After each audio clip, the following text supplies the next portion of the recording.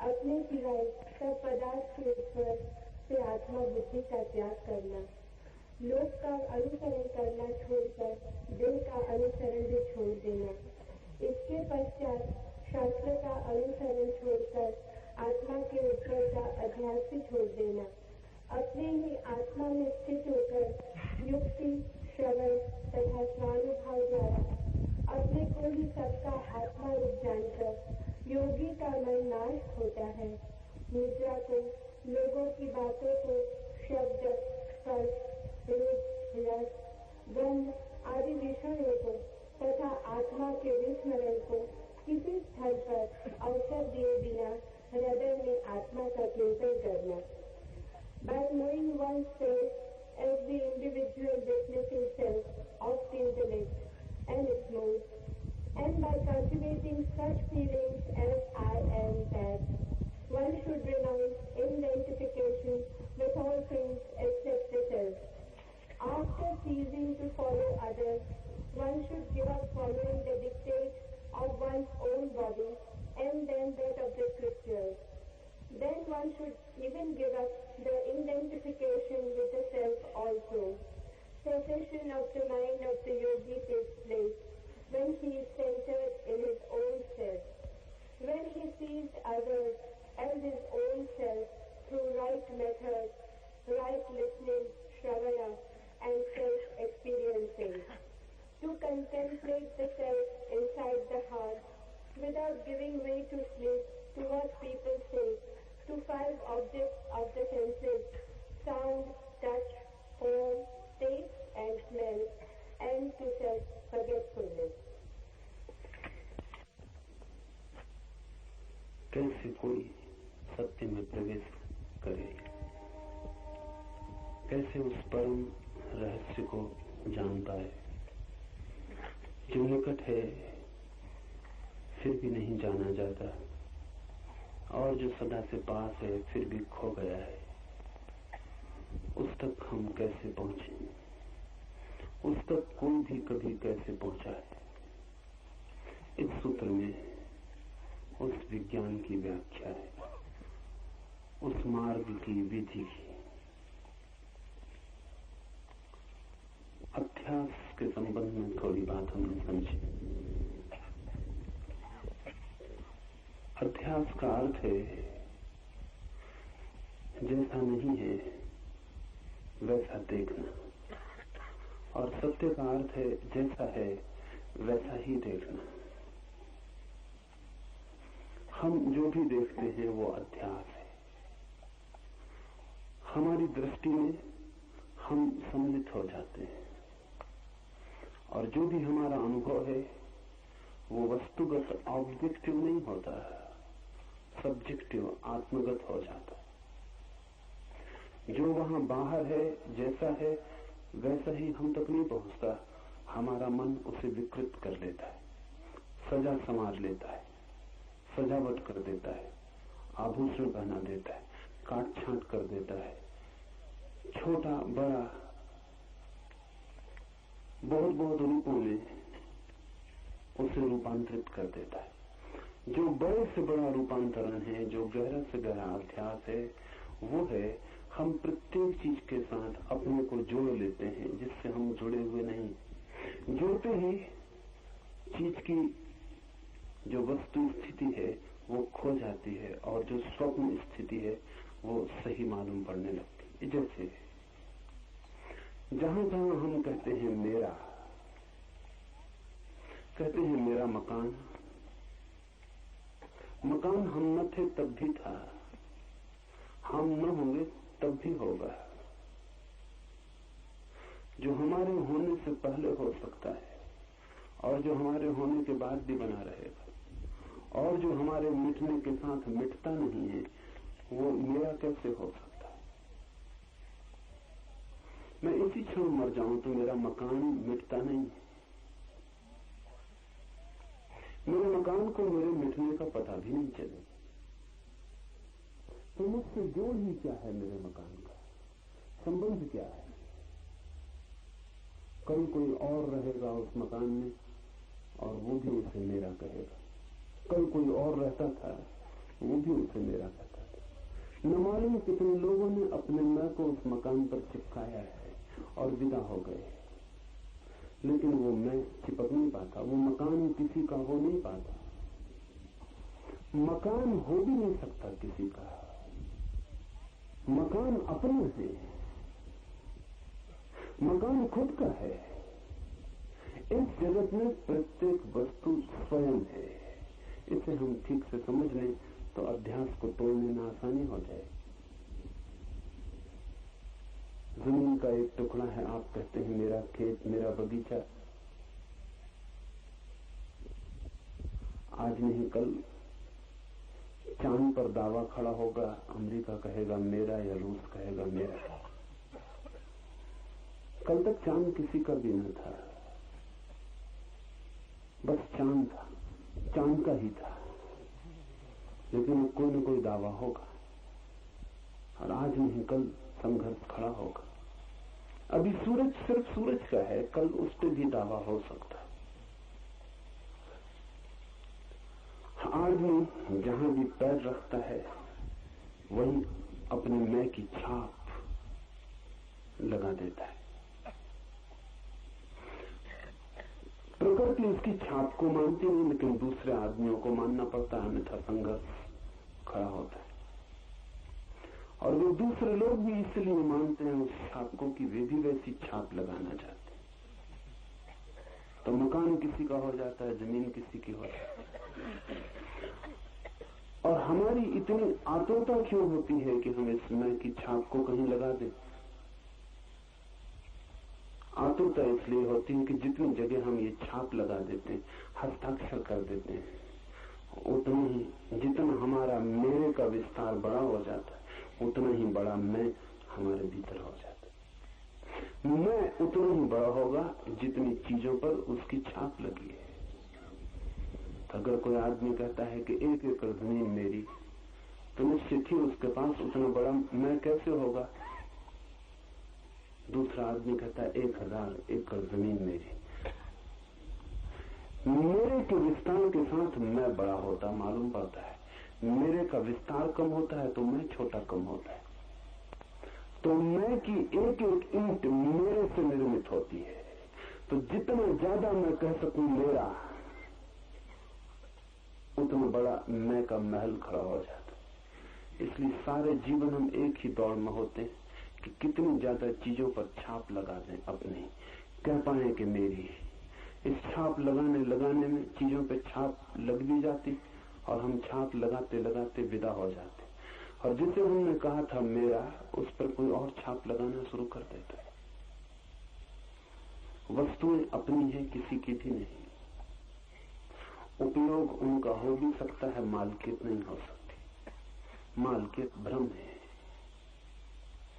और उपयोग जब हम करते हैं तब अनुग्रह का भाव होना चाहिए, क्योंकि जो हमारा नहीं है उसका हम उपयोग कर रहे हैं।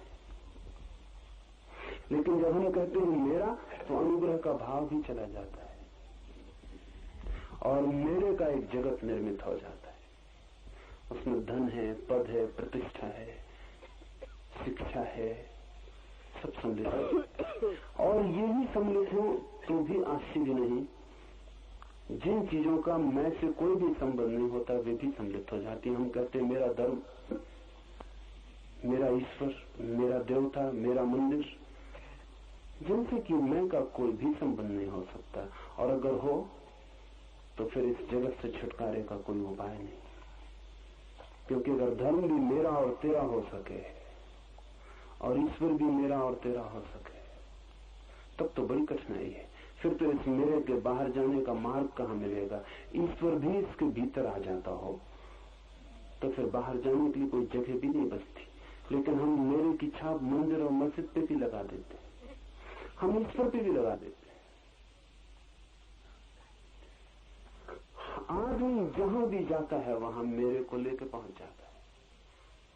और इसके अनुसांगिक हिस्से समझ लें। मैं बड़ा होता है मेरे से, लेकिन जितना मेरे का फैलाव होता है उतना दुख भी बढ़ जाता है। अकेला नहीं बड़ा होता तब भी कोई कठिनाई न थी। मैं की बढ़ती दुख की भी बढ़ती है, क्योंकि मैं है एक घाव। और जितना बड़ा मैं होता है उतनी आप चोट के लिए खुले हो जाते, उतनी बड़ी जगह हो जाती जिस पे चोट की जा सकती है। जैसे कि बड़ा घाव हो तो उस पर दिन भर चोट लगे, कहीं से भी उठे बैठे और चोट लगे, घाव है बड़ा, जगह है बड़ी, कुछ भी इशारा चोट बन जाता है। जितना बड़ा मैं हो उतनी बड़ी चोट लगने लगती,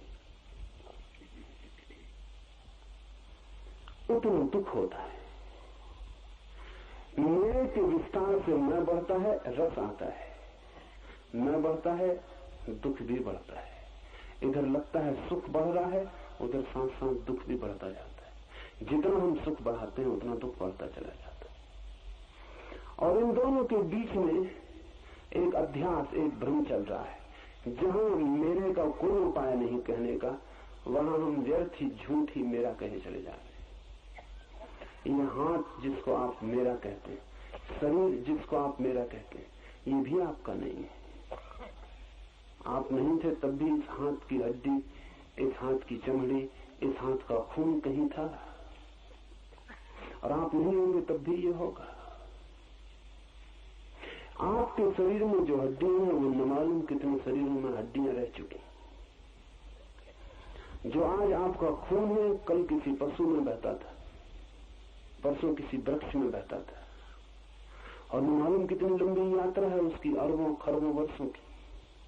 आप नहीं होंगे तब भी आपके शरीर में एक एक कण कोई भी नष्ट होने वाला नहीं है, वो सब बना रहेगा, वो किन्हीं और शरीरों में बहेगा। इसे ऐसा समझें कि जो सांस अभी आपके भीतर है, एक क्षण पहले आपके पड़ोसी के भीतर थी। जो आपके पास में बैठा है उसने जो सांस छोड़ दी है वो अब आपकी सांस हो गई है। क्षण भर पहले वो कहता था मेरी सांस, क्षण भर बाद उसकी नहीं रही, किसी और की हो गई है। और आप दूसरा भी कह न पाएगा मेरी सांस की दूसरे की हो जाएगी। जिंदगी प्रतिपल किसी का दावा स्वीकार नहीं करती, बही चली जाती, और हम दावे ठोकते चले जाते। ये दावे का जो भ्रम है, ये मनुष्य का गहरे से गहरा अध्यास है। तो जब भी कोई आदमी कहता है मेरा, तब अज्ञान में गिरता है। ये सूत्र इस अध्यास को तोड़ने के लिए है। जमीन तो मेरी है ही नहीं, मकान तो मेरा है ही नहीं, धन तो मेरा है ही नहीं, शरीर भी मेरा नहीं। आपका जो शरीर है वो आपके माँ और पिता के अणुओं से बना, वो आपके पहले थे, और वे अणु लंबी यात्रा करके आ रहे हैं। वो आपके माता पिता के पास थे। हजारों लाखों वर्षों की यात्रा उन अणुओं की, उनसे आपका शरीर बना है। वो शरीर भी एक क्षेत्र है, एक जमीन है जिसमें आप स्थापित हैं, लेकिन आप है नहीं, आप वही नहीं है, उससे अलग है। ये सूत्र कहता है मनुष्य शरीर भी नहीं है। इतना ही नहीं, ये सूत्र और गहरे जाता है और कहता है मनुष्य मन भी नहीं है, क्योंकि मन भी तो संग्रह है। आपके पास कोई भी ऐसा एक विचार है जो आपका हो, जिसको आप कह सके मेरा, कोई विचार नहीं। कोई परंपरा से आया, कोई शास्त्र से आया, कोई किसी से सुन के, कहीं से पढ़ के, कहीं न कहीं से आया है। अगर आप अपने एक एक विचार की जन्म पत्री की खोज करें और एक एक विचार की यात्रा देखें, तो आप पाएंगे आपके पास एक भी विचार अपना नहीं है। सब विचार उधार, सब कहीं से आए। कोई विचार मौलिक नहीं होता, ओरिजिनल नहीं होता, सब विचार उधार होते हैं।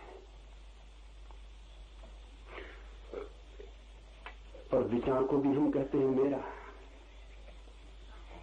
वहां भी हम ध्यान रहे, श्वास तक मेरी नहीं कही जा सकती। विचार और भी सूक्ष्म बात है, लेकिन उसे भी मेरा नहीं कहा जा सकता। इस विश्लेषण में गहरे उतरते उतरते कहां पहुंचता है आदमी? उपनिषद कहां पहुंचे, बुद्ध कहां पहुंचते हैं, महावीर कहां पहुंचते हैं? इस विश्लेषण को करते करते, इस काट को करते करते, ये भी मैं नहीं हूं, बच रह रहा है। जब सब काट डाला जाता है और काटने का कोई उपाय नहीं रह जाता, जब सब तोड़ दिए जाते हैं संबंध और कोई संबंध बचता नहीं जिससे तोड़ा जाए। तब भी जो बच रहता है उसी को उपनिषद साक्षी कहते हैं, वही है विटनेस। ये बड़ा संसार है चारों तरफ, ये मेरा नहीं है। और शुक्ल के पास आता हूं, ये शरीर भी मेरा नहीं, और भीतर उतरता हूं, ये मन भी मेरा नहीं है। फिर कौन है जिसको मैं कहूं मैं? या कि मेरे भीतर कोई भी नहीं है जिसको मैं कहूं मैं हूं या नहीं हूं? सब मेरे को तोड़ते तोड़ते शुद्धतम क्या बचता है भीतर? एक चीज बच रहती है जो नहीं कटती, जिसको काटने का कोई भी उपाय नहीं। पश्चिम में एक विचारक हुआ दिकार्त, गहरा विचारक था, और उसने तय किया कि तब तक कोई बात न मानूंगा जब तक कि असंदिग्ध सत्य उपलब्ध न हो जाए, जिस पे संदेह न किया जा सके। तो उसने चिंतन शुरू किया, बड़ी मेहनत की उसने, और सारी चीजें संदिग्ध मालूम पड़ी। कोई कहे ईश्वर है, संदेह किया जा सकता है, हो या न हो, लेकिन संदेह तो किया जा सकता है। कोई कहे स्वर्ग है, मोक्ष है, संदेह किया जा सकता है। दिकार्त कहता था कि मैं तो जिस पे संदेह ही न किया जा सके, ऐसा नहीं है कि जिसको सिद्ध किया जा सके, तर्क किया जा सके, नहीं, संदेह ही न किया जा सके, इनडिबिटेबल, असंदिग्ध हो तभी मानूंगा। बहुत खोज करके लेकिन एक जगह आके वो भी रुक गया, उसने सब इनकार कर दिया, ईश्वर स्वर्ग नर्क सब फेंक दिए, लेकिन एक जगह आके अटक गया, मैं हूं या नहीं? दिकार्त ने कहा इस पर संदेह नहीं किया जा सकता, क्योंकि अगर मैं ये भी कहूं कि मैं नहीं हूं तो ये कहने के लिए भी मेरे होने की जरूरत पड़ जाती। तो ऐसे होगा जैसे घर के भीतर कोई आदमी हो और वो आपसे कहे कि मैं अभी बाहर गया हूं, या मैं अभी घर पर नहीं हूं, आप थोड़ी देर बाद आए तब मैं आपको मिलूंगा, तब तक मैं घर लौट आऊंगा। तो उसका ये कहना ही उसके होने का प्रमाण हो जाए। इसलिए मेरे होने की तो स्थिति असंदिग्ध है। इतना तो साफ है कि मैं हूं, लेकिन क्या हूं ये इतना साफ नहीं है। शरीर हूं कि मन हूं, क्या हूं ये इतना साफ नहीं है। उपनिषद इसी की खोज में चलते हैं, साफ करते चले जाते हैं, एक एक चीज को अलग करते जाते हैं, जैसे कोई प्याज के छिलके को उघाड़ता चला जाए, और जब तक छिलके बचते हैं उघाड़ते ही चले जाते हैं।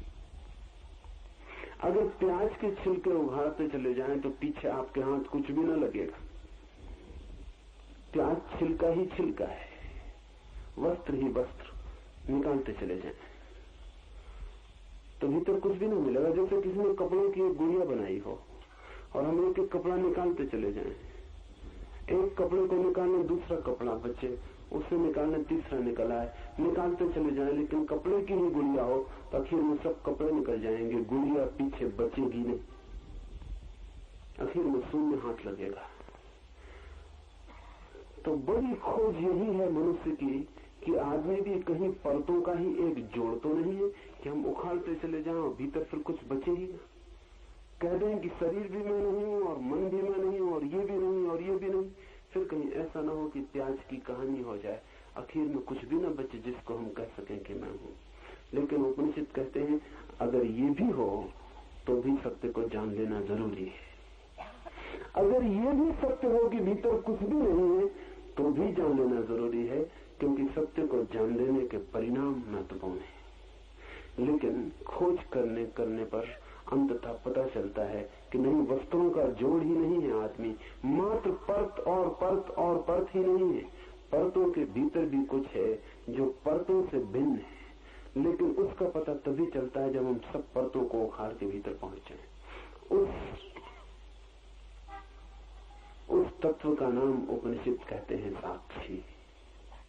ये बड़ा कीमती शब्द है और बड़ा मूल्यवान, और पूरब का सारा चिंतन, सारी मनीषा, सारी प्रतिभा इस एक छोटे से शब्द में निहित हो गई है।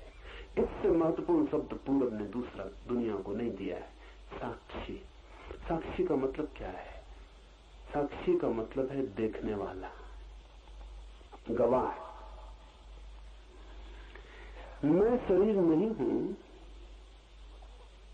ऐसा किसको अनुभव होता है? मैं मन नहीं हूं, ऐसा किसको अनुभव होता है? ऐसा कौन इनकार करता चला जाता है कि मैं ये नहीं हूं, मैं ये नहीं हूं, मैं ये नहीं। एक तत्व है हमारे भीतर दर्शन का, दृष्टि का, दृष्टा का, देखने का। हम देख रहे हैं, हम जांच रहे हैं। वो जो देख रहा है वही है साक्षी।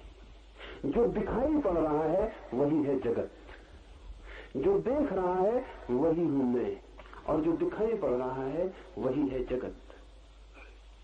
अध्यास का अर्थ है कि जो देख रहा है वो भूल से ये समझ लेता है कि जो दिखाई पड़ रहा है वो मैं हूं। ये अध्यास है। एक हीरा मेरे हाथ में रखा है, उसे मैं देख रहा हूं।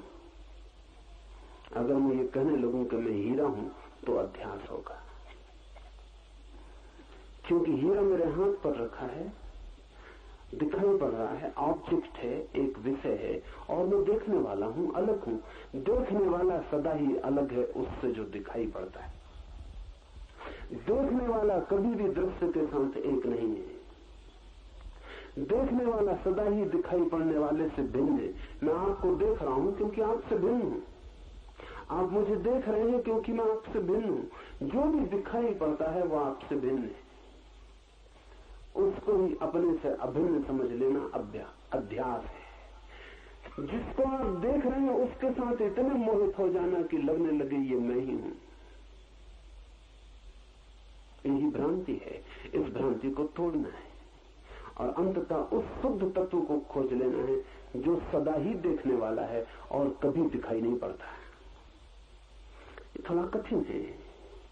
जो देखने वाला है वो कभी दिखाई नहीं पड़ सकता है, क्योंकि वो किसको दिखाई पड़ेगा? आप सारी चीजों को देख सकते हैं जगत की, सिर्फ अपने को छोड़कर। आप अपने को कैसे देखिएगा? क्योंकि देखने में दो की तो जरूरत पड़ेगी ही, जो देखे और जो दिखाई पड़े। आप सब कुछ देख सकते हैं, अपने भर को आप नहीं देख सकते। कैसे देखिएगा? किसी चमीटे से हम उसी चमीटे को पकड़ने की कोशिश करने लगे। सब पकड़ सकते हैं उस चमीटे से, सिर्फ उसी चमीटे को पकड़ने की कोशिश असफल जाएगी। और तब बड़ी मुश्किल होगी कि चमीटा भी कैसा पागल है, सब कुछ पकड़ लेता है तो अपने को क्यों नहीं पकड़ पाता? हम सब कुछ देख लेते हैं, अपने को नहीं देख पाते, देख भी नहीं पाएंगे। और जिसको भी हम देख लेंगे जान लेना कि वो हम नहीं है। तो जिस चीज को भी आप देखने में समर्थ हो जाएं, आप समझ लेना कि इतनी बात तय हो गई कि ये मैं नहीं हूं। कोई आदमी अगर ईश्वर का दर्शन कर ले तो समझ लेना एक बात पक्की हो गई कि आप ईश्वर नहीं है। आपको भीतर प्रकाश का दर्शन हो जाए तो समझ लेना एक बात पक्की हो गई कि आप प्रकाश नहीं है। आपको भीतर आनंद का अनुभव हो जाए तो आप एक बात पक्की समझ लेना कि आप आनंद नहीं है। जिस चीज का भी अनुभव हो जाए वो आप नहीं है। आप तो वो है जिसको अनुभव होता है। तो जो भी चीज अनुभव बन जाती है उसके आप पार हो जाते। इसलिए एक कठिन बात समझ लेनी उपयोगी होगी कि अध्यात्म कोई अनुभव नहीं है। दुनिया में सब चीजें अनुभव है, अध्यात्म कोई अनुभव नहीं है। अध्यात्म तो उसकी तरफ पहुंच जाना है जिसको सब अनुभव होता है और जो स्वयं कभी अनुभव नहीं बनता। अनुभोक्ता, साक्षी, दृष्टा। आपको मैं देखता हूं, उधर आप हैं, इधर मैं हूं। उधर आप हैं जो दिखाई पड़ रहा है, इधर मैं हूं जो देख रहा है। ये दो हैं। अपने को बांटने का कोई उपाय नहीं कि मैं अपने को दो टुकड़े में कर लूं और एक देखे और एक दिखाई पड़े। अगर टुकड़ा हो सके दो टुकड़े हो सके तो जो टुकड़ा देखेगा वही मैं हूं, और जो टुकड़ा दिखाई पड़ेगा वो मैं नहीं रहा। वो बात समाप्त हो गई, वो मुझसे टूट गया, वो अलग हो गया। उपनिषद की व्यवस्था, प्रक्रिया, विधि यही है, नेति नेति। जो भी दिखाई पड़ जाए कहो कि ये भी नहीं, जो भी अनुभव में आ जाए कहो ये भी नहीं, और हटते जाओ पीछे, हटते जाओ पीछे, हटते जाओ पीछे। उस समय तक हटते जाओ जब तक कि कोई भी चीज इंकार करने को बाकी रहे। एक ऐसी घड़ी आती है सब दृश्य खो जाते, एक ऐसी घड़ी आती सब अनुभव गिर जाते। सब ध्यान रखना, सब काम वासना का अनुभव तो गिरता ही है, ध्यान का अनुभव भी गिर जाता है।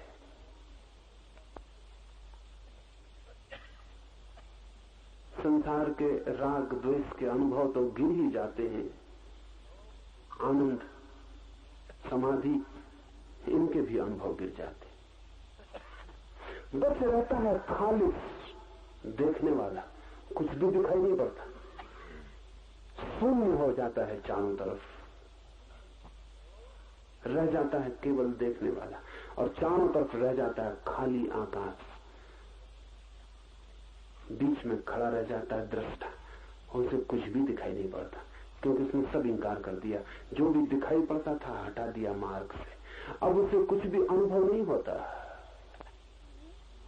हटा दिए सब अनुभव। अब बच रहा अकेला जिसको अनुभव होता था। जब कोई भी अनुभव नहीं होता और कोई दर्शन नहीं होता, कोई दिखाई नहीं पड़ता और कोई विषय नहीं रह जाता, और जब साक्षी अकेला रह जाता है,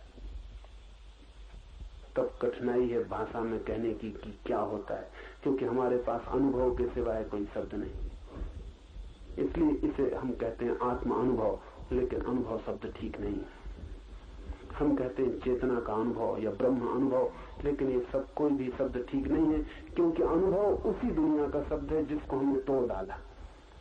अनुभव उस द्वैत की दुनिया में अर्थ रखता है जहां दूसरा भी था, यहां कोई अर्थ नहीं रखता, यहां सिर्फ अनुभोक्ता बचा, साक्षी बचा। इस साक्षी की तलाश ही अध्यात्म है। ध्यान देना, ईश्वर की तलाश अध्यात्म नहीं।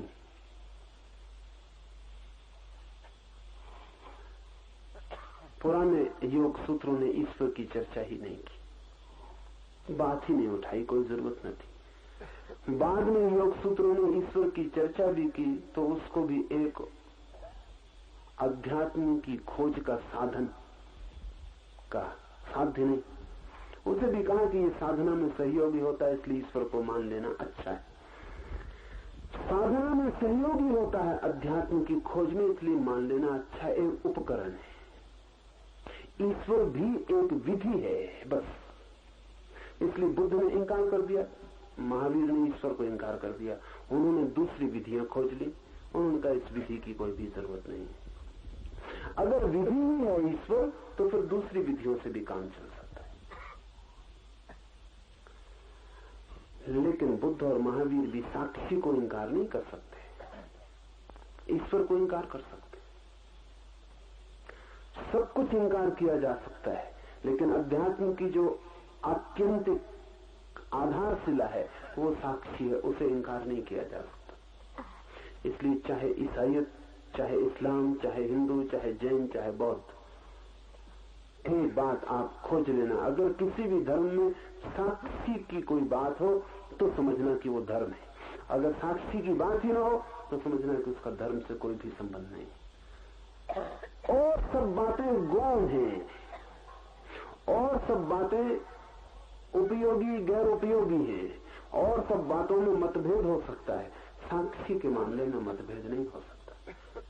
इसलिए अगर किसी दिन दुनिया में धर्म का विज्ञान निर्मित होगा तो उसमें ईश्वर, आत्मा, ब्रह्म, इन सब की चर्चा नहीं होगी, क्योंकि ये सब स्थानीय बातें हैं। कोई धर्म मानता है, कोई नहीं मानता, लेकिन साक्षी की चर्चा जरूर होगी, क्योंकि साक्षी स्थानीय घटना नहीं है। धर्म ही नहीं हो सकता बिना साक्षी के, तो साक्षी भर एक वैज्ञानिक आधारशिला है। समस्त धर्म अनुभव की, समस्त धर्म की खोज और यात्रा की। और इस साक्षी पर ही सारे उपनिषद घूमते हैं इर्द गिर्द। सारे सिद्धांत और सारे इशारे इस साक्षी को दिखाने के लिए।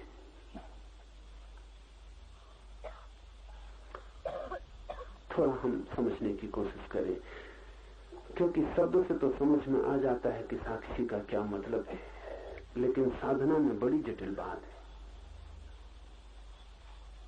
हमारा जो मन है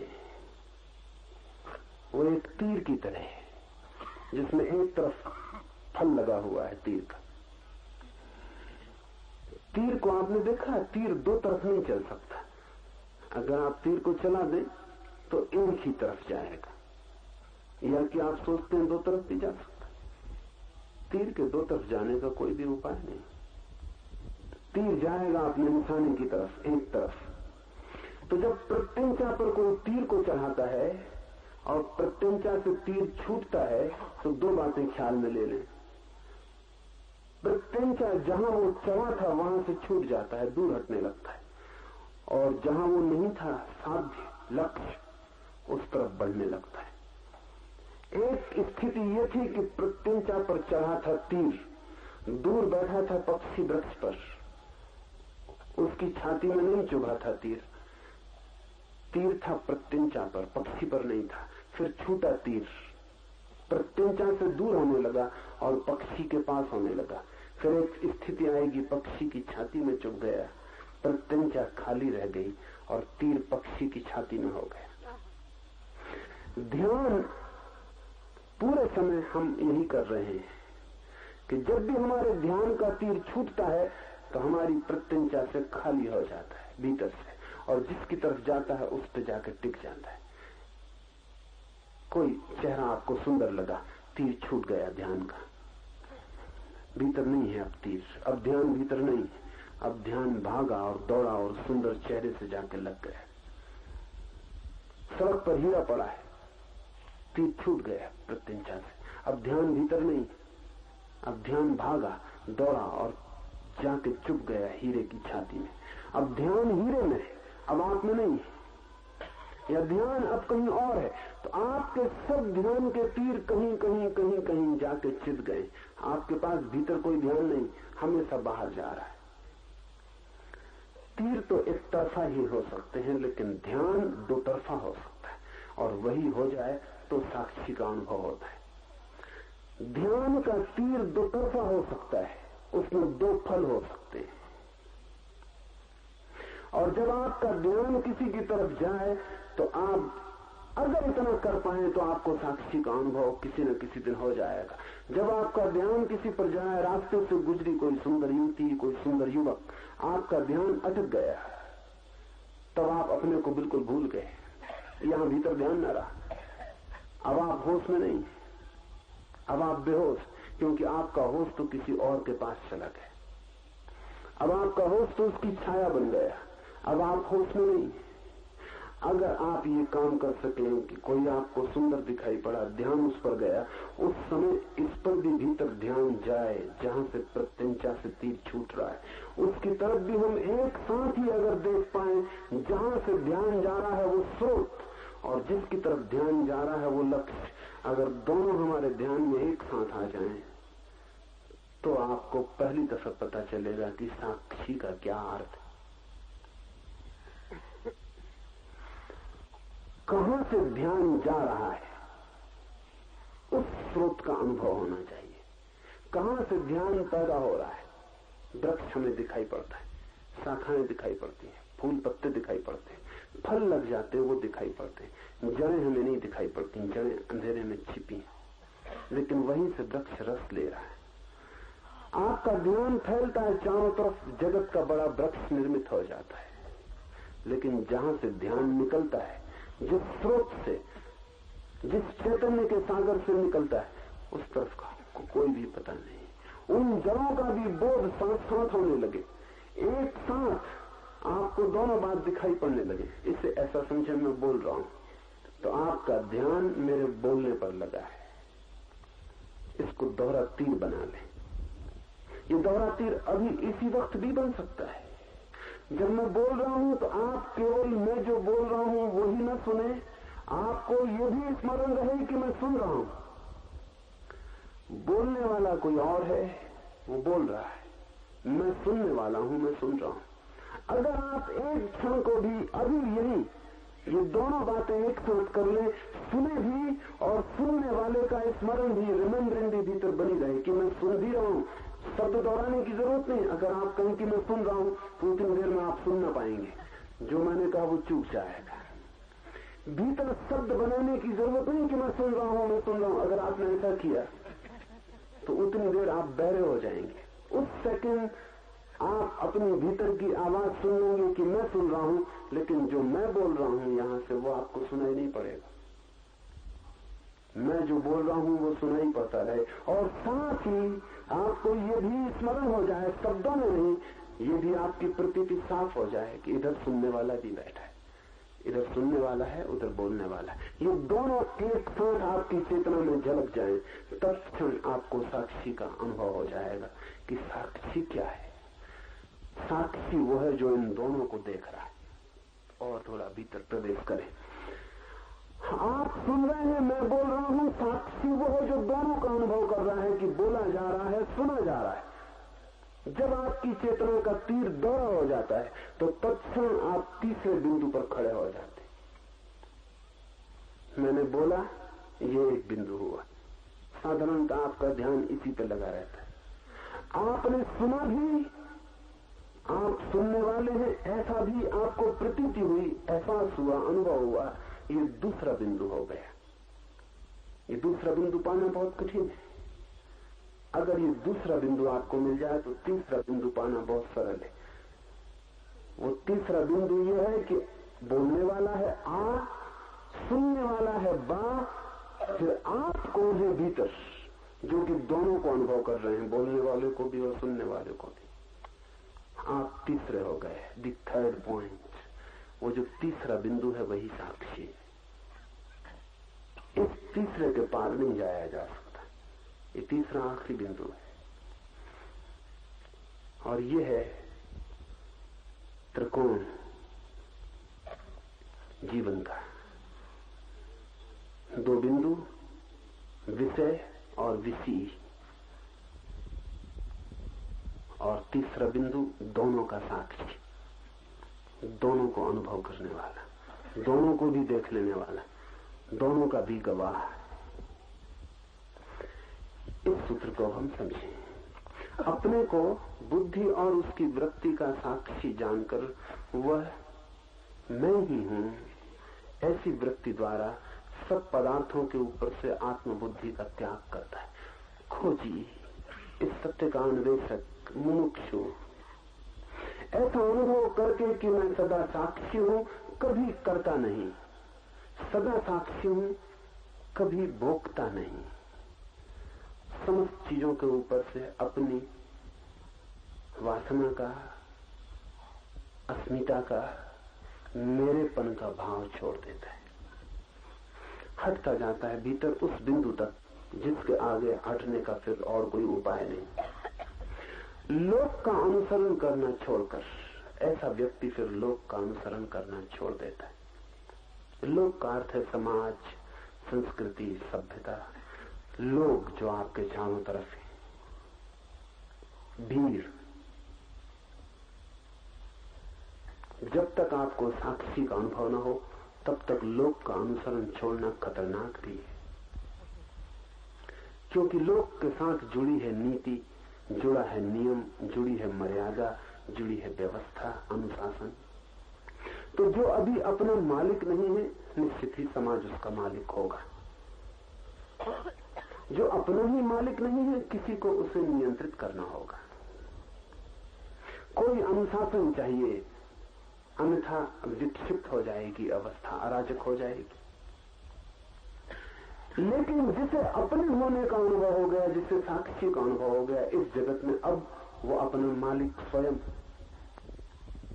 ये बड़े मजे की बात है। जो सब मालिकियत छोड़ देता है वो अपना मालिक हो जाता है, और जो सब मालिकियत इकट्ठा करता रहता है वो केवल खबर देता है कि अपनी मालिकियत उसके पास नहीं। इसका मतलब ये हुआ कि जो इस कोशिश में लगा है कि मेरा हो मकान, मेरी हो जमीन, मेरा हो राज्य, मेरा हो ये, मेरा हो वो, एक बात पक्की है कि वो खुद का नहीं। क्योंकि जिसे अपने भीतर का राज्य मिल जाए उसे फिर सब राज्य फीके और व्यर्थ हो जाते। और जो अपने साम्राज्य को पाले फिर उसकी कोई आकांक्षा किसी साम्राज्य की नहीं रह जाती। उसके पास साम्राज्य भी हो तो भी व्यर्थ हो जाता है। अगर उसकी बाहर के साम्राज्य की वासना प्रबल है तो इस बात की खबर है, इंगित है, इशारा है कि भीतर के मालिक का उसे कुछ भी पता नहीं, उसी की कमी पूर्ति कर रहा है। भीतर मालिक नहीं है, चीजों की मालिकियत बना के भरोसा बिठा रहा है अपने पर कि मैं मालिक हूं। देखो इतनी है मेरी जमीन, इतना है मेरा धन, इतना है मेरा फैलाव। ऐसा करके वो अपने को भरोसा दिला रहा है कि नहीं, कौन कहता है कि मैं मालिक नहीं हूं, इतनी चीजों का मालिक हूं। ये मालिकियत झूठी है, क्योंकि चीजों का कोई जगत में कभी मालिक नहीं होता। भर्तहरि राज्य छोड़कर चला गया तो बड़ी मीठी घटना घटी। राज्य छोड़कर जंगल में चला गया, साधना करने लगा, ध्यान में लीन रहने लगा। एक दिन अचानक ऐसा हुआ कि बैठा है अपनी गुफा के द्वार पर, एक घुड़सवार अचानक रास्ते पर आया। उसके आते देरी भी नहीं हुई थी कि दूसरा घुड़सवार दूसरी मार्ग से भी उसी के सामने गुफा के द्वार पर आ गया। दोनों की तलवारें एकदम खिंच गई। भर्तहरि को कुछ समझ में न आया, दोनों की तलवारें जमीन पर टिक गई। तब उसने नीचे की तरफ गुफा से देखा, वहां एक बड़ा हीरा पड़ा है। पहले घुड़सवार ने कहा कि नजर मेरी पहले पड़ी इसलिए हीरा मेरा है। दूसरे घुड़सवार ने कहा कि मेरी तलवार की तरफ देखते हो, मेरी भुजाओं की तरफ देखते हो, नजर कब किसकी पड़ी इससे क्या लेना देना है। जो मालिक हो सकता है वो मालिक है, मालिक न। तलवारें खिंच गई, गर्दनें कट गई। क्षण भर बाद ही दोनों गर्दनें जमीन पर कटी हुई पड़ी थी, दोनों शरीर रक्त से भरे हुए जमीन पर पड़े थे। हीरा अपनी जगह पड़ा था। भर्तहरि ने कहा कि बड़ी हैरानी की बात है, जिस हीरे के लिए दोनों ने मालिकियत की और दोनों मिट गए, उस हीरे को पता भी नहीं होगा कि क्या क्या हो गया उसके आसपास, और पता नहीं इस हीरे के आसपास कितना कितना नहीं हो गया होगा। और हीरा वहीं पड़ा है और कितने लोग कटते पिटते रहेंगे उस हीरे के लिए, और हीरा वहीं पड़ा रहेगा। मालिकियत की कोशिश वस्तुओं पर इस बात की खबर है कि अपने पर मालिकियत नहीं। और जब कोई व्यक्ति साक्षी का अनुभव करने लगता है तो अपना मालिक हो जाता है। मालिकियत की वासना गिर जाती। अब वो किसी का मालिक नहीं होना चाहता, क्योंकि वो जानता है कोई उपाय ही नहीं है किसी और के मालिक होने का। इसे दोहरा दूं, कोई उपाय ही नहीं है किसी और के मालिक होने का। पति अगर सोचता हो कि पत्नी का मालिक है तो विक्षिप्त है, पत्नी अगर सोचती हो कि पति की मालिक है तो उसके मस्तिष्क के इलाज की जरूरत है। कोई मालिक किसी का हो नहीं सकता, क्योंकि सभी अपने मालिक पैदा हुए। स्वभाव से सबकी मालिकियत भीतर छिपी है, उसे किसी भी हिसाब से हटाया नहीं जा सकता। और जब तक वो हटे ना तब तक दूसरा कोई मालिक कैसे हो सकेगा। इसलिए एक मर्जी की घटना घटती, पति सोचता है मैं मालिक हूं, पत्नी हंसती है भीतर मनी मन में और वो जानती है कि मालिक मैं हूं। इसीलिए कलह, 24 घंटे कलह। वो कलह इसी बात की है कि प्रतिपल तय करना पड़ता है कि मालिक कौन है अधिकार में। भरोसा पक्का नहीं, कभी भी पक्का भरोसा नहीं, किसी चीज का कोई भरोसा नहीं। तो व्यक्तियों का तो बिल्कुल भरोसा नहीं। हीरे तक की मालिकियत नहीं हो सकती तो जीवित व्यक्ति की मालिकियत कैसे हो सकती। साक्षी जिसको अनुभव हुआ वो सब मालिकियत छोड़ देता है, क्योंकि अपना मालिक हो जाता है। जो मालिकियत हो सकती है वो उसकी हो जाती, जो नहीं हो सकती उस पागलपन में वो नहीं पड़ता।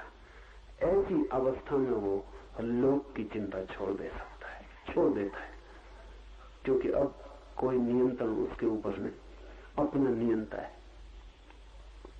अब अपने पैर से ही यात्रा कर सकता है, अब अपने ही प्रकाश में चल सकता है, अब किसी उधार प्रकाश की कोई भी जरूरत नहीं। लोक का अनुसरण करना छोड़कर वो देह का अनुसरण करना भी छोड़ देता है, दूसरों का अनुसरण तो छोड़ ही देता है। जैसे ही साक्षी की प्रतीति गहरी होती वो देह की गुलामी भी छोड़ देता है। फिर देह उससे नहीं कहती कि ऐसा करो तो वो करे, उससे जो करना होता है वही करता है, और देह छाया की तरह उसके पीछे चलती।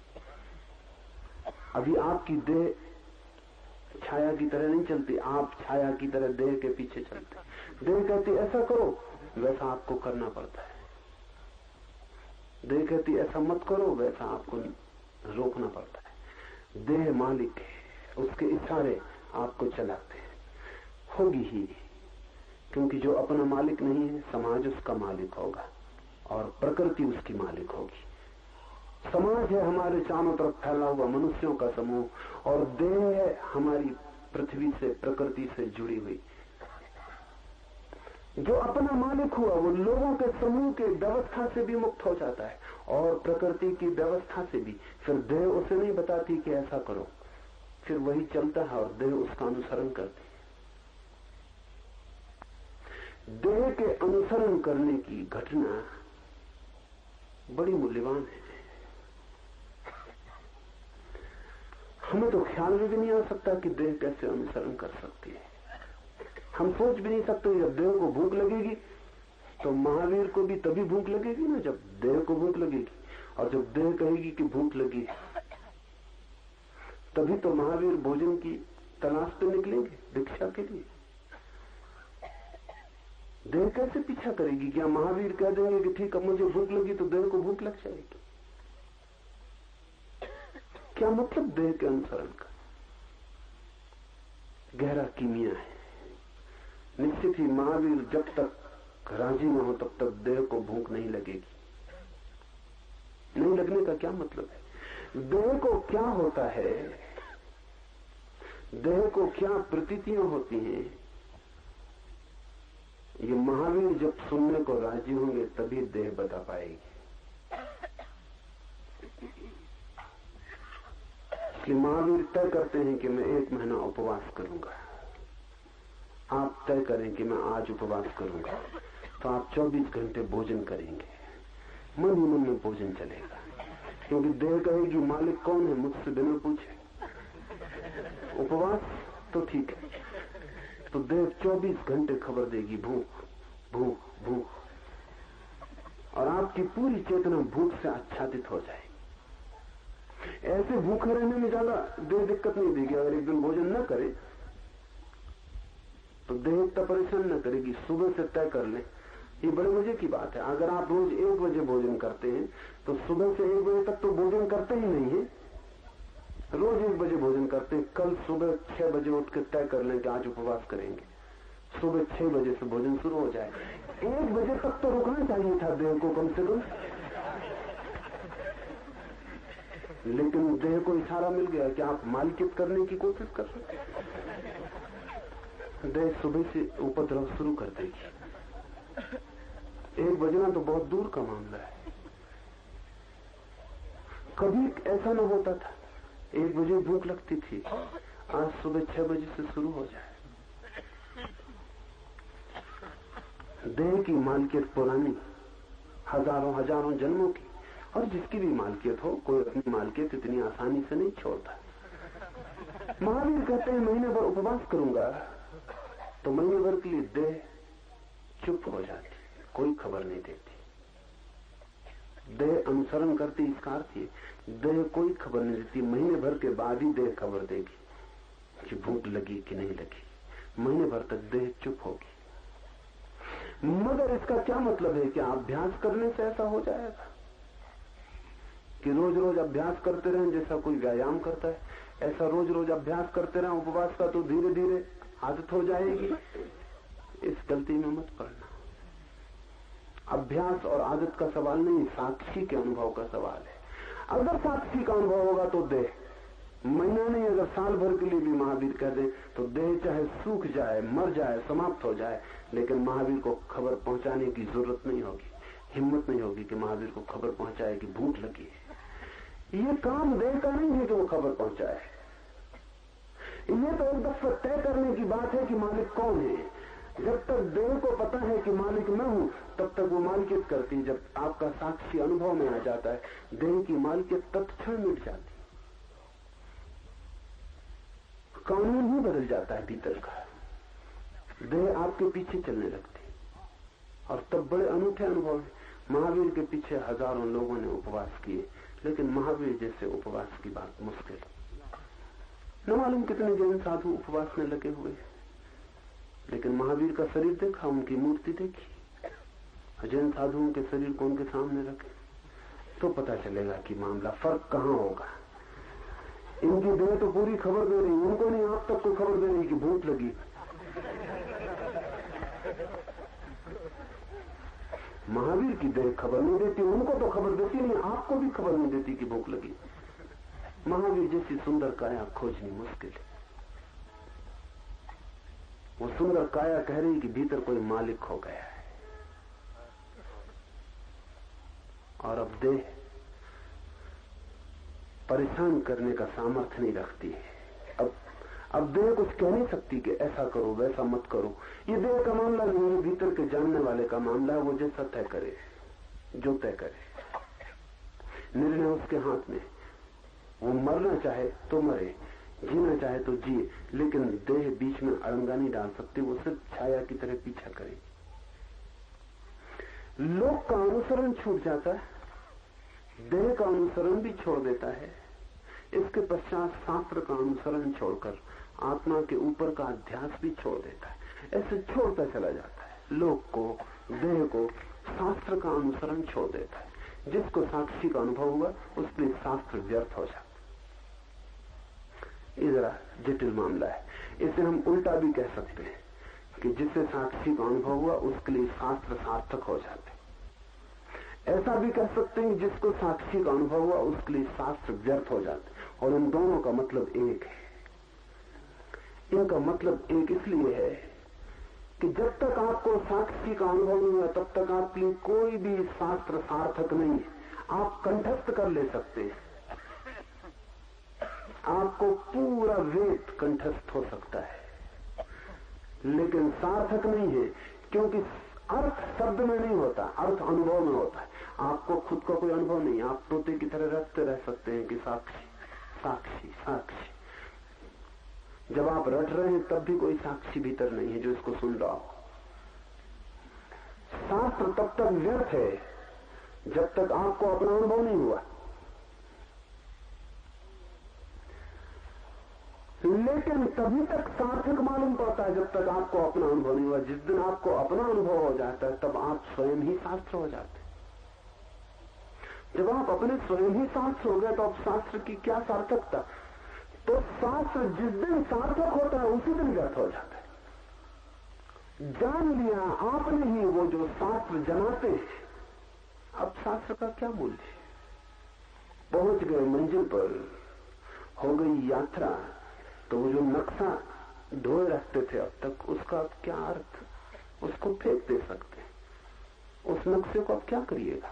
बुद्ध कहा करते थे कि कोई नदी पार करता है नाव पर, पार होते ही नदी नाव व्यर्थ हो जाती, फिर उसे वहीं छोड़ के चल देता है। लेकिन बुद्ध कहते थे एक दफा 4 गंवारों ने भी नदी पार की, तो पार कर ली उन्होंने, फिर उतर के नाव अपने सिर पर रख ली। गांव के लोगों ने बहुत समझाया कि हमने और पार करने वाले भी देखे, नाव वहीं छोड़ देते हैं, तुम क्या करते हो। उन्होंने कहा जिसने इतना सहारा दिया उसको हम ऐसे ही छोड़ दें, हम ऐसे गंवार नहीं। फंस गए, नाव ने नदी तो पार करवा दी, अब नाव कैसे पार हो। अब उसको सिर पे लिए घूमने लगे, अब उस नाव से छुटकारा न हो। और ऐसा मत सोचना कि वो लोग मर गए, वो मर गए लेकिन उनकी औलाद वो नावों को धोती रहती, कहते हमारे बाप इसी शास्त्र को धोते थे, हम भी इसको धोएंगे। उनके बाप के बाप ने भी यही किया। अब हम क्या कर सकते, मजबूरी। ये सदा हमारे बाप दादों के सिर पर रहा, हम भी इसको सिर पर रखेंगे। और फिर इस शास्त्र नाव है, इससे कितने ऋषि मुनि पार नहीं हो गए। जिस दिन स्वयं का अनुभव होता है उस दिन शास्त्र में कुछ भी नहीं बचता। ये भी ठीक है, उसी दिन शास्त्र सार्थक होता है, ये भी ठीक है, क्योंकि उसी दिन पता चलता है जो शास्त्र ने कहा था वो ठीक है। ये पैराडॉक्सिकल विरोधाभासी वक्तव्य मालूम पड़ेगा। जिस दिन शास्त्र पता चलता है सही है, उसी दिन बेकार हो जाता है, उसको छोड़ देता है, उसको असली अध्यात्म का पथिक शास्त्र को छोड़ देता है। और अंतिम बात उपनिषदों ने कमाल की कही है, सिर्फ बुद्ध ने उतनी हिम्मत की और कह दिया कि आत्मा भी मैं नहीं हूं। उपनिषद का यह आखिरी सूत्र अद्भुत है, इसमें बुद्ध का सारा सार आ गया। और अंत में जब शास्त्र भी छोड़ देता है तो आत्मा के ऊपर का भी अध्यास छोड़ देता है। फिर वो ये भी नहीं कहता कि मैं आत्मा हूं,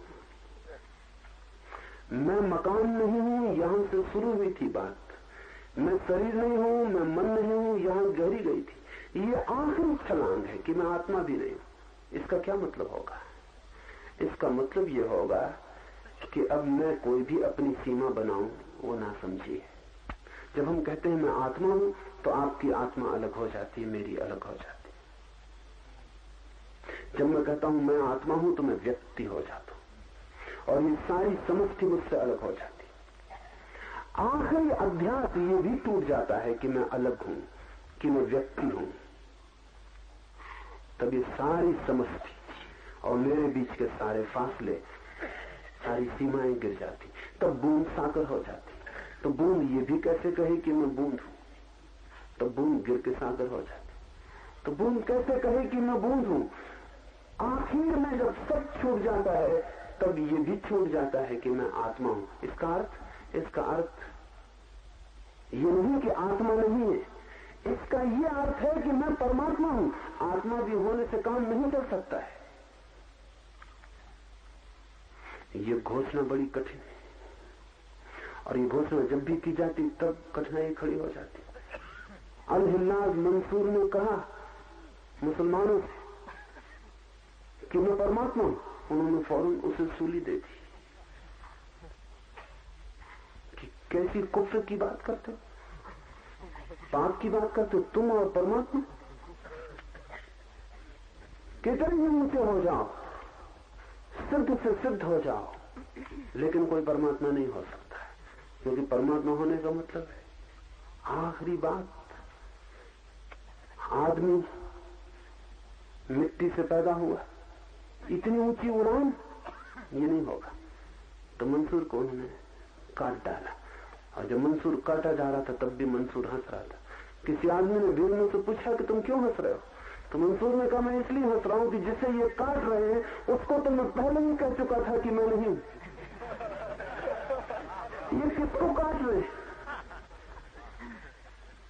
ये तो हम पहले ही कह चुके, ना समझो कि ये मैं नहीं। और जब हम ये कहे तभी तो हमें पता चला कि हम परमात्मा हैं। मैं परमात्मा हूं। उमरत दम आखिरी दम उसकी जबान से अनलक अनलक, मैं हूं ब्रह्म, मैं हूं ईश्वर। ये आखिरी शब्द उसके मुंह से गूंजते रहे। सरमत हुआ एक फकीर, सूफी सरमत को बड़े आदर से देखते हैं और आदमी भी 2 4 10 इन्हीं गिने आदमियों में एक हुआ जमीन पर। औरंगजेब के पास शिकायत पहुंची है सरमत की कि वो जरा अजीब सी बातें कहने लगा है।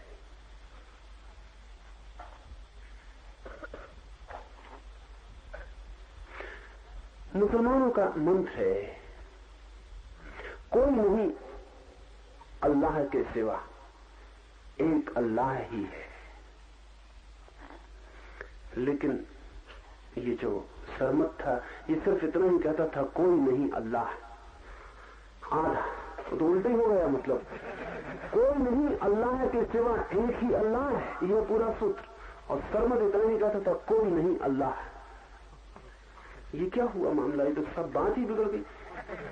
औरंगजेब ने सरमत को बुला के कहा कि हद हो गई, तुम सूफी कहते हो, अपने को फकीर कहते हो, ईश्वर का प्रेमी कहते हो, और तुम कहते हो कोई नहीं अल्लाह। तो सरमत ने कहा हम अभी यहीं तक पहुंचे हैं, आगे अभी यात्रा करनी। आप पूरा सूत्र कहते हैं कोई नहीं अल्लाह के सिवा, एक ही अल्लाह है, अभी हम वहां तक नहीं पहुंचे, बढ़ने दो, धीरे धीरे शायद पहुंच जाए। बाकी जहां तक हम पहुंचे वहीं तक हम बोलते और झूठ हम न बोलेंगे। अभी हमें इतना ही पता चला है कोई नहीं अल्लाह, वो के सिवा एक ही है अल्लाह। जरा रुको, कोशिश करने दो, और तुम्हें पता चल गया हो पूरा तो बोलो। निश्चित ही कुफ्र की बात थी, और ये आदमी नास्तिक है, और इस नास्तिक के पीछे न मालूम कितने और लोग बर्बाद हो रहे हैं। सरमत की बड़ी प्रतिष्ठा थी दिल्ली में, लाखों लोग उसके चरण छूते थे इस आदमी के जो कहता था कोई नहीं अल्लाह। इसको कहते हैं चमत्कार, जब कोई आदमी कहता कोई नहीं अल्लाह और लाखों आदमी उसमें अल्लाह को देख लेते। ऐसा हुआ है, बुद्ध के साथ हुआ, महावीर के साथ हुआ, सरमत के साथ हुआ। महावीर ने कहा कोई नहीं परमात्मा, और लाखों लोगों ने महावीर को कहा भगवान, और बुद्ध ने कहा कोई न परमात्मा है न कोई आत्मा, और लाखों लोगों ने बुद्ध के चरणों में सिर रख कर पूछा कि रास्ता बताओ, कैसे पहुंचे उस जगह जहां न कोई आत्मा है न कोई परमात्मा। सरमत को औरंगजेब ने कहा कि 3 दिन का समय देता हूं, सुधार कर लो और ये वाक्य पूरा कर लो, नहीं तो हम गर्दन कटवा देंगे।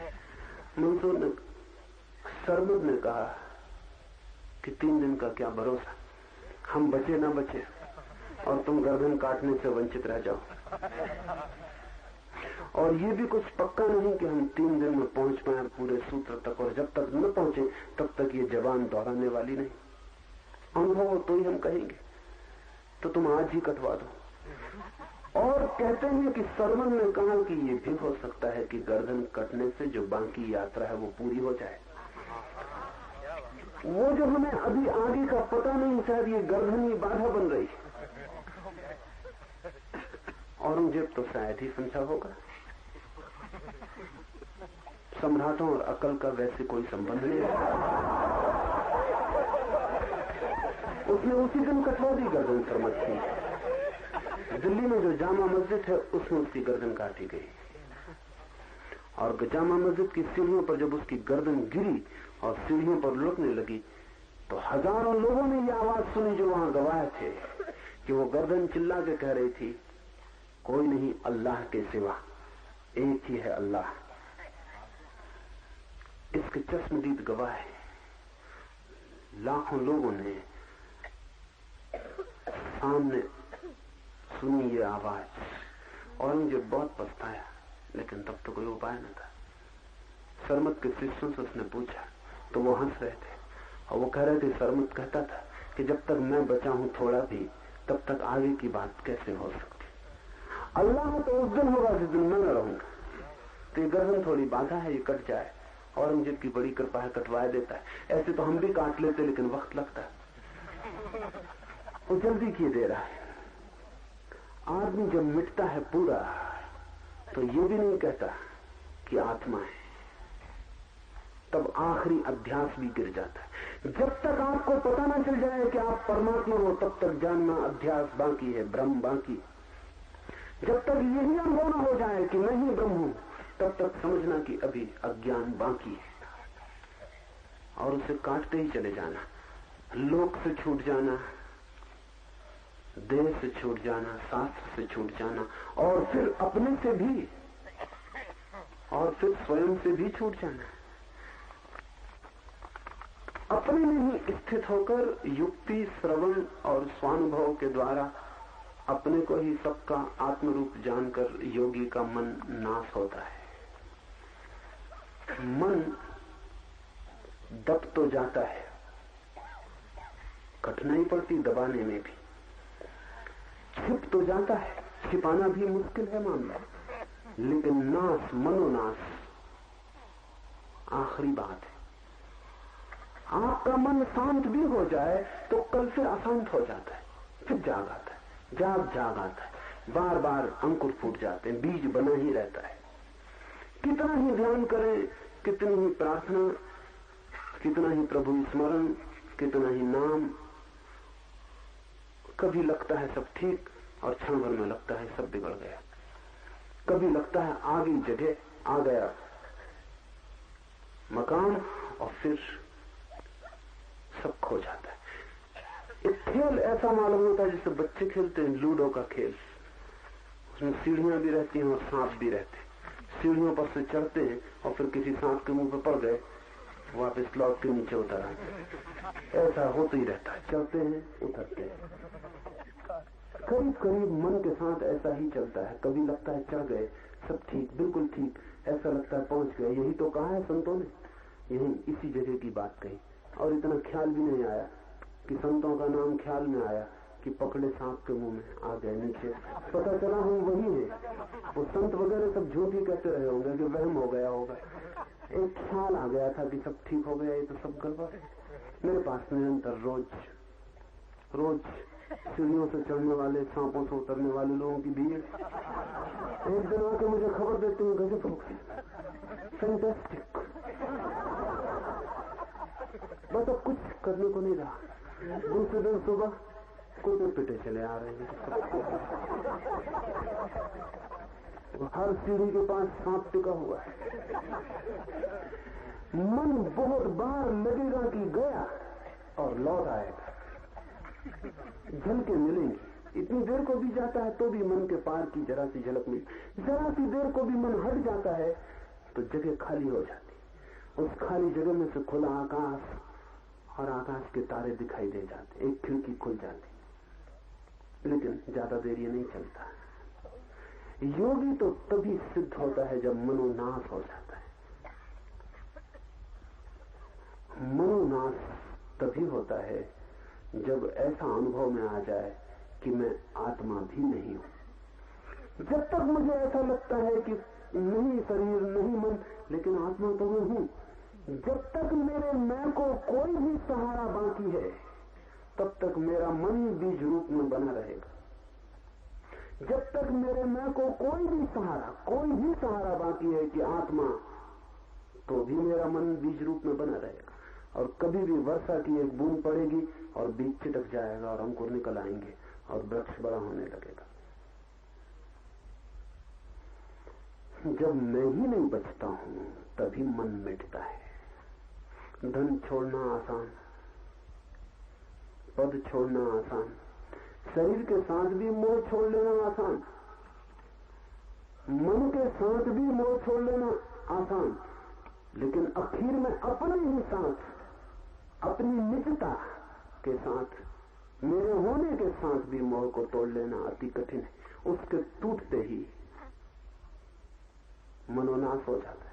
बुद्ध के पास सारीपुत्र गया तो सारीपुत्र ने कहा कि मेरी मुक्ति कैसे हो?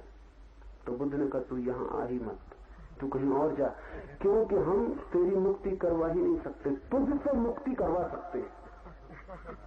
बुद्ध ने कहा मेरी मुक्ति नहीं होती, मुझसे मुक्ति होती है। तू अगर तेरी मुक्ति चाहता है तो कहीं और जा। हाँ, अगर तू तुझसे ही मुक्ति चाहता है तो ठीक जगह आ गया है, हम तुझे छुड़ा देंगे तुझसे ही।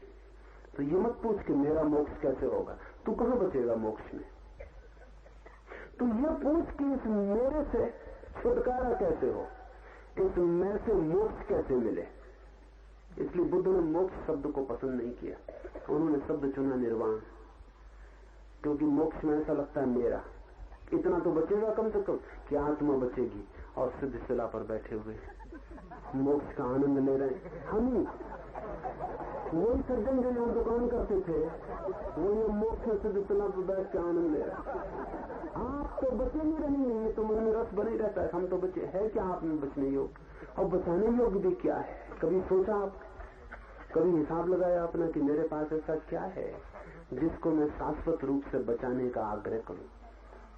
ऐसी कौन सी सुगंध है मेरे पास तो जो सदा रहे, ऐसा मैं कह सकूं? ऐसा कौन सा स्वर है मेरे पास जिसको मैं अमृत दिला सकूं? ऐसा मेरे व्यक्तित्व में क्या है जिसको मैं कहूं ये सदा रहे? ऐसा कुछ भी नहीं मालूम पड़ता। बुद्ध कहते हैं ये भी वासना है, अ लस्ट फॉर लाइफ, ये भी जीवेशना है। मैं बचूं बिना कारण, कोई वजह नहीं मालूम पड़ती। आप किस लिए बचे और क्या है आप में जो बचे तो जगत का कुछ कल्याण हो? कुछ भी नहीं है। तो बुद्ध कहते हैं मोक्ष नहीं, ये शब्द ठीक नहीं है। उन्होंने शब्द चुना निर्वाण। ये सूत्र निर्वाण का सूत्र है। निर्वाण कहते हैं दिए के बुझ जाने को। दिया जब बुझता है तो आप बता सकते हैं ज्योति कहां चली गई? कहीं नहीं जाती, बस बुझ गई, खो गई, लीन हो गई। अब कहीं आप खोज ना पाएंगे उस ज्योति को जो बुझ गई है। अब लोक लोक में कहीं भी अनंत में उस ज्योति को आप न खोज पाएंगे जो बुझ गई। वो लीन हो गई, इतनी लीन हो गई कि अब उसे वापस इस अनंत से नहीं लौटाया जा सकता। वो निराकार में इतनी चली गई कि अब उसका आकार फिर से नहीं बन सकता, मिट गई। तो बुद्ध कहते हैं ऐसे ही तुम भी मिट जाओगे जैसा दिया बुझ जाता है। इसलिए उन्होंने शब्द चुना निर्वाण। वो कहते हैं तुम्हारा निर्वाण हो जाएगा, मोक्ष नहीं, तुम्हारा निर्वाण हो जाएगा। जो दिए की ज्योति तुम्हें टिमटिमा रही है ये बुझ जाएगी। ये बड़ी घबराने वाली बात मालूम पड़ती। तो फिर सार ही क्या है? अपने दिए में और मिट्टी का तेल डाल के किसी तरह इसकी ज्योति को जगाए रखें। ये सार क्या है? लेकिन बुद्ध कहते हैं जब तुम मिटोगे तभी तुम जान पाओगे कि तुम क्या हो, और जब तुम खोगे तभी तुम्हें पता चलेगा तुम खोए नहीं, तुमने सब पा लिया, तुम सब हो गए। आत्मा भी छूट जाती। निद्रा को, लोगों की बातों को, शब्द, स्पर्श, रूप, रस, गंध आदि विषयों को तथा आत्मा के विस्मरण को किसी स्थल पर अवसर दिए बिना हृदय में आत्मा का चिंतन करना, सब छूटता चला जाता है। निद्रा छूट जाती, बेहोशी छूट जाती। ये अपने को हम भूल गए हैं, इसे निद्रा कहते हैं उपनिषद। ये जो हमें अपना विस्मरण हो गया है कि हम कौन हैं, ये जो हमें पता नहीं कि मैं परमात्मा हूं, इसे कहते हैं निद्रा। जिस दिन ये निद्रा क्षण भर को भी नहीं पकड़ती, जिस दिन कोई उपाय नहीं रह जाता इस बेहोशी के ऊपर छा जाने का, ये धुआं फिर गिरता ही नहीं, ये बादल फिर चारों तरफ मंडराते ही नहीं, आकाश निरभ्र खुला हो जाता, ये बदलियां फिर कभी नहीं घेरती और अंधेरा कभी नहीं उतरता, तब एक सतत स्मरण। स्मरण शब्द ठीक नहीं, शब्द सभी गलत है। उपनिषद जिसे कहना चाहते हैं उसे कहने के लिए, पर मजबूरी है, शब्दों के सिवाय कहने को कोई और उपाय नहीं। स्मरण कहना ठीक नहीं, क्योंकि स्मरण का मतलब ये होता है कि जिसका बीच बीच में विस्मरण हो जाता हो। सतत स्मरण का मतलब ये हुआ कि जिसका विस्मरण नहीं होता। ऐसा हुआ।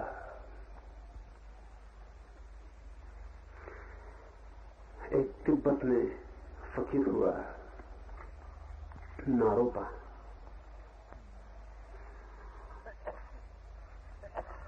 अनेक लोग उसके पास आते थे, बड़े हैरान होते थे क्योंकि उसकी ख्याति थी कि वो परमात्मा में लीन है, और लोगों ने कभी उसको ईश्वर का नाम स्मरण करते नहीं देखा। कभी भी किसी ने नहीं देखा।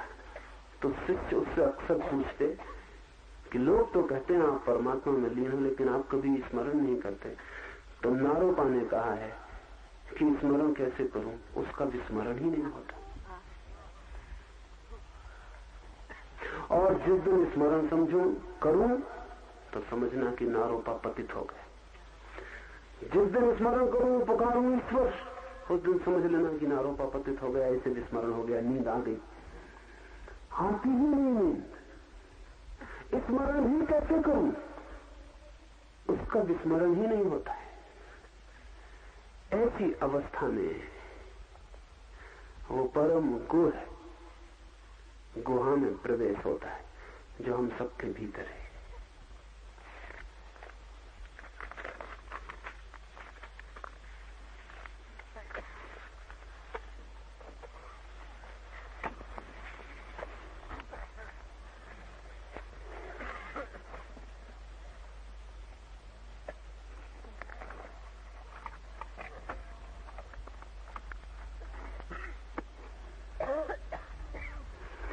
By knowing oneself as the individual witnessing self of the intellect and all its modes, and by cultivating such feelings as I am that, one should renounce identification with all things except the self. The word witnessing is one of the most significant words, particularly in Eastern spiritual alchemy. This word is a key word. So we must understand what witnessing means.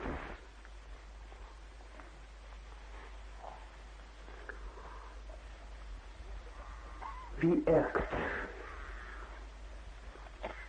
we do something, and the moment we do it, we become the doers. You walk, you become the walker. But there is one more possibility: to remain a witnesser, to remain a witness. Walk, eat, or do whatsoever. Don't be identified with the act. Don't become one with the act. Remain a witness, observer, looking from afar. You are walking. Remain a witness to your own walking. Don't be identified with it. And suddenly, if you can remain in witnessing, you will feel the body is walking, not you. You have never walked. How can you walk? Only the body can walk. You are eating. If you can witness this act, if you can observe the very process of eating, the body eats. You have never eaten. You have always been on fast. The consciousness inside has never eaten anything. How can the consciousness eat? That is impossible. Hunger belongs to the body. The food goes to the body, not to the consciousness. It is a fuel. Your body is a mechanism. It needs fueling constantly, water and food. But you are not your mechanical body. Look at it in this way. You are driving a car. The petrol goes into the car, not into the driver.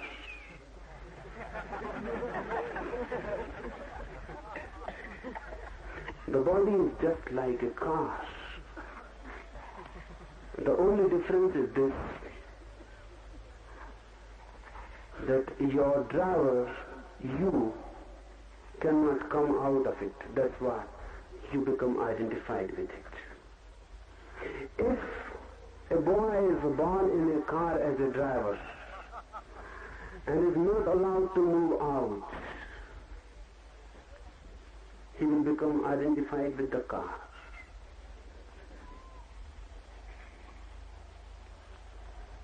When the car will be hungry, the boy will feel, I am hungry. Body is just a vehicle. You are born in it. And you have never been out of it. That creates the problem. There are ways to be out of it. And once you are out of your body, then you will never be identified with it. One out-of-body experience will make you free of the identification that you are the body. Then you will know you are the driver. And this witnessing is the process of going out of the body. First, one has to destroy the identification. Only then you can move out. You have to destroy the inner clinging with the body, then you can move out. If you go on clinging with the body, you cannot go out of it. And it is not difficult to go out of it.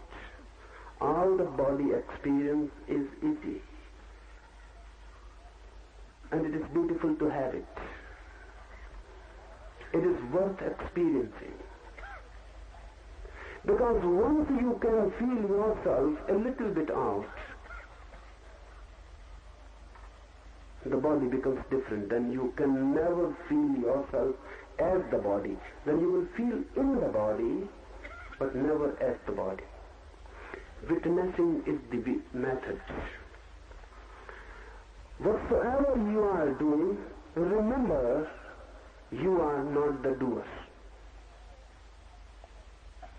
Here, you are listening. Just now, I am talking. While I am talking, I know I am not talking.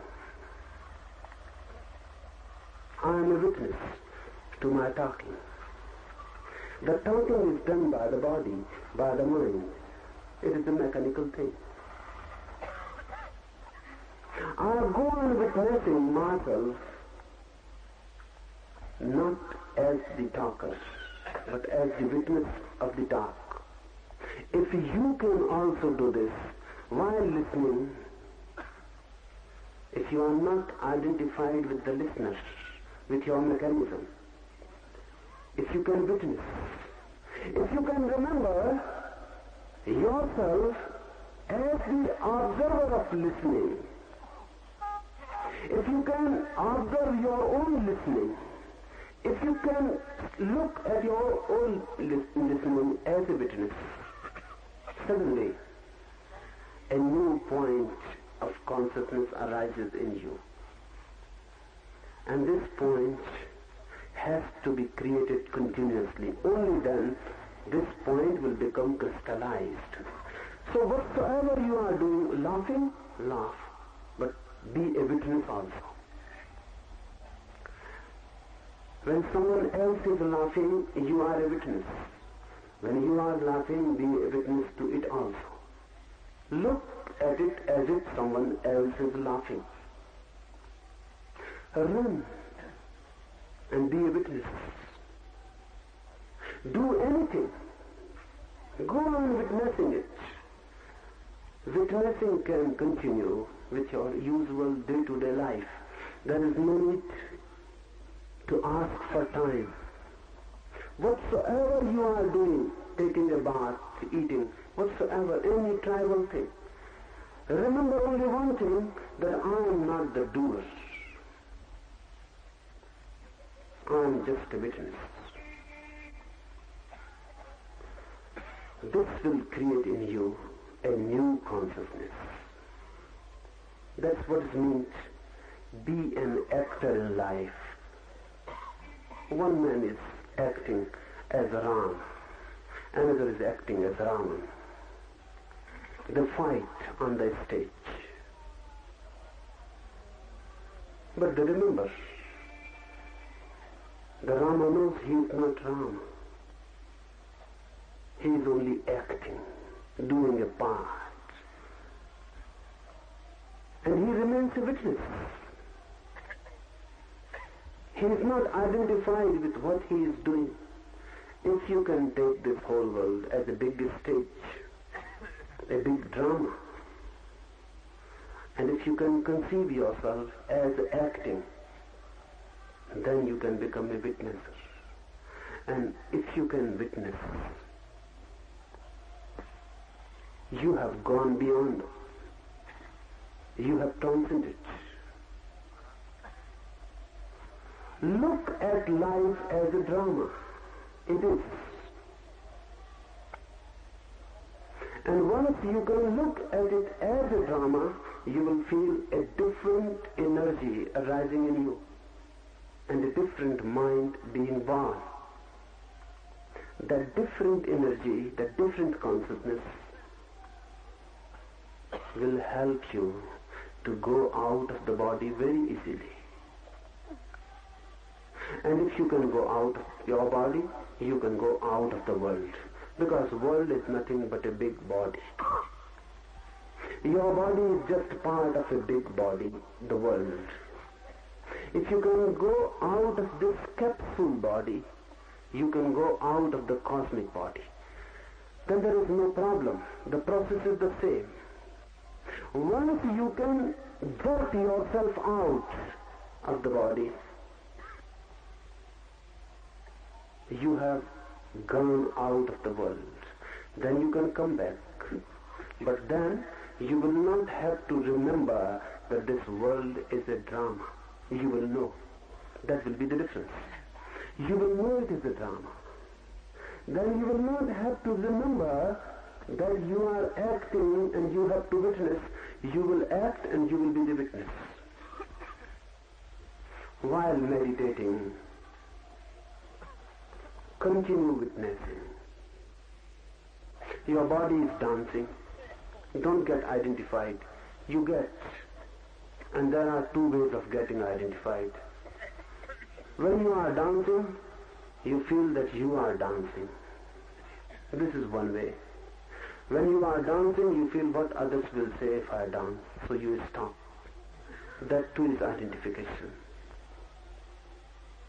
In both the cases, you miss the point. Dance as madly as possible, but it still remain witnessing. It still remain constantly aware of an inner center which is not dancing. Only the body is dancing. There is a method, a Sufi method, known as Darwish dancing. Sufis dance. Their sect, a particular sect of Sufis is known as whirling dervishes. You might have observed small children whirling, dancing round and round and then getting in a whirl. They get dizzy and their parents will stop them, check them, prevent them. Stop, you will get dizzy. You may even get nausea. But small children often like it very much. And the reason is this, that small children are still not too much in the body. They are entering by and by. Remember this, when a child enters into womb, he has to adjust. The soul has to adjust with the body. It takes 9 months, but still it is not completely adjusted.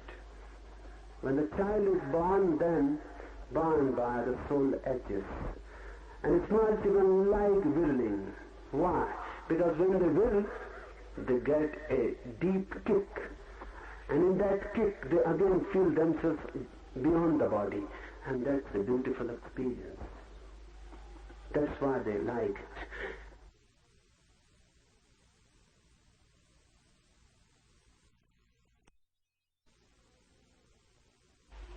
Studying this whirling of the children, Sufis have developed a method, a meditation method. They tell to whirl. If you go to them, they will tell you dance and go on in a mad whirl and remain a witness as if a wheel is moving. And the axis is there. and on the axis the wheel is moving, and the axis is just non-moving, and the wheel moves on. Just like a wheel of a cart, the wheel goes on moving. It moves on the axis, which is unmoving, non-moving. The axis remains constantly in one position, centered, and the wheel moves on it. Will like wheels. And remember your witness inside as a center. Suddenly you will feel you are the center and body is just a wheel. If you can feel this, you are separated. You have become different from the body. You have known that the center and the periphery are different. Once you know this, you will be a different man. And this is not knowledge. This is not information. This is a lived experience. So while doing meditation here, just now, after this, we will be doing meditation. You will be jumping and crying and screaming and staring at me. Remain constantly a witness. Feel yourself jumping, screaming, crying, who, staring at me, but remain a witness to the whole thing. Know that the body is jumping, the mind is crying, I am silently standing inside. When the body is jumping and crying and much movement, and you are standing still inside, you will be thrown out of the body. Sometimes the balance will be lost and you will be out of the body, even if a little bit. You miss the body, and your body and you go on in different directions. You will become aware of the deepest experience Vedanta can teach you, or any religion can teach you. The deepest experience is to know that I am not the body, I am not the mind, I am the self, and ultimately even not the self, I am the no self, or I am the universal self.